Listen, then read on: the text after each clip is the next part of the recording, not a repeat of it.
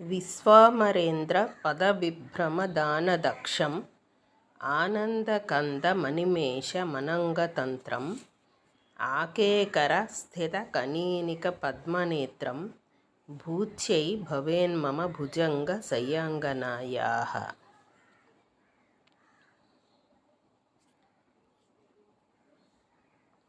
ఇది కనకధార స్తోత్రంలో 3వ శ్లోకం. దీని యొక్క అర్థం ఏంటంటే, ఆ మహాలక్ష్మీదేవి తనను పూజించేవారికి దేవేంద్ర పదవిని సైతం ఇవ్వగలదు. ఆవిడ యొక్క శక్తి అటువంటిది. మహాలక్ష్మీదేవిని పూజిస్తే ఆవిడ దేవేంద్ర పదవిని సైతం ఇవ్వగలదు కోరుకుంటే.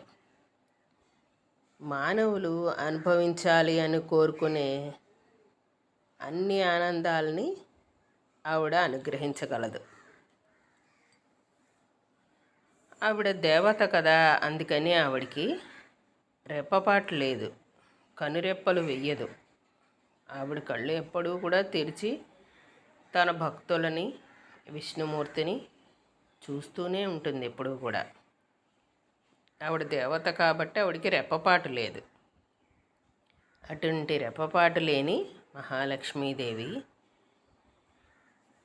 భగవంతుడైన విష్ణుమూర్తిని సైతం మన్మథ బాధను కలిగించగలుగుతుంది. ఎందుకంటే ఆవిడ భార్య కాబట్టి భగవాన్ విష్ణుమూర్తికి సైతం మన్మథ బాధ కలుగుతుంది ఆవిడని చూసేసరికి.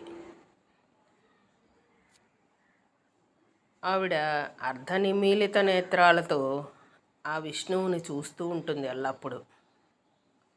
అటువంటి మహాలక్ష్మీదేవి యొక్క నేత్రకమలాలు నాకు సంపదలని ఎల్లప్పుడూ కటాక్షించుగాక అని చెప్పి ఈ శ్లోకం యొక్క అర్థం.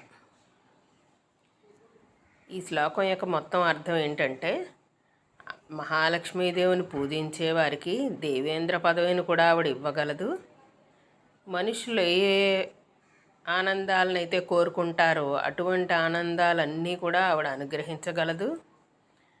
ఎందుకంటే ఆవిడికి రెప్పపాటు లేదు, దేవత కాబట్టి ఆవిడికి రెప్పపాటు లేదు కాబట్టి ఆవిడ 24 గంటలు మనని చూస్తూనే ఉంటుంది, తన భక్తుల్ని చూస్తూనే ఉంటుంది కాబట్టి మన ఎల్లప్పుడూ అనుగ్రహించగలిగిన శక్తి ఉన్నది.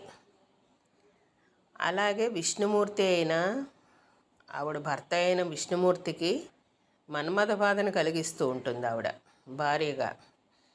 కనుక అర్ధనిమీలిత నేత్రాలతో ఆయన్ని చూస్తుంది. అటువంటి మహాలక్ష్మీదేవి యొక్క నేత్రకమలాలు మనకి అష్టైశ్వర్యాలని, సర్వ సంపదలని, సర్వ ఆనందాలని, సర్వభోగాల్ని కటాక్షించుగాక అని చెప్పి ఈ శ్లోకం యొక్క అర్థం.